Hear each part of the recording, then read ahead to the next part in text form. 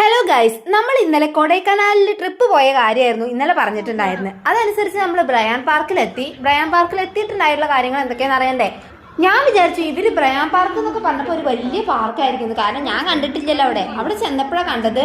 ഈ പറഞ്ഞ പോലെ വലിയ സംഭവം ഒന്നല്ല അത്. ഇതിനേക്കാൾ എത്രയോ ഭേദമാണ് നമ്മുടെ പാലക്കാട് മലമ്പുഴ.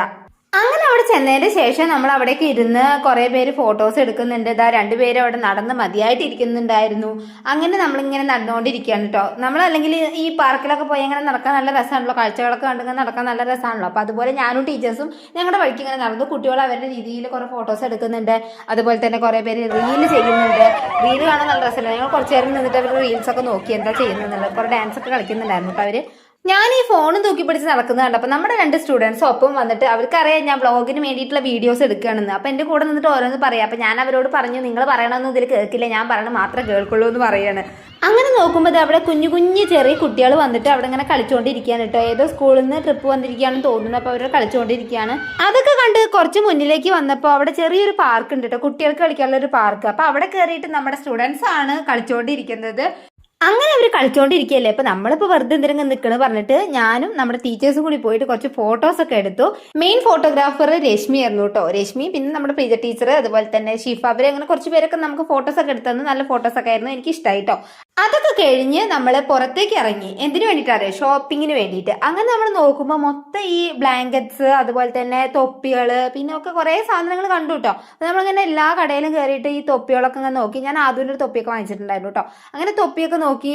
പിന്നെ അതുപോലെ ബ്ലാങ്കറ്റ് ഒക്കെ നോക്കുമ്പോൾ ചിലതിനൊക്കെ നമ്മൾ ഈ നല്ല സോഫ്റ്റ് ആയിട്ടുള്ള ബ്ലാങ്കറ്റിനൊക്കെ 1000 ഒക്കെ പറയണത്.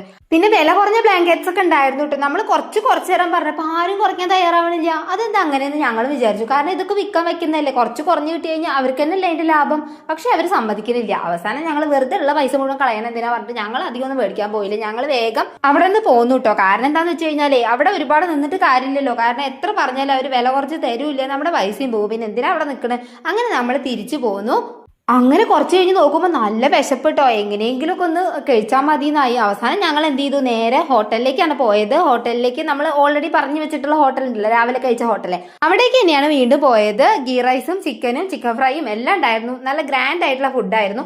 എല്ലാം കഴിച്ചതിന്റെ ശേഷം നമ്മൾ തിരിച്ച് റൂമിലേക്ക് പോവുകയാണ്.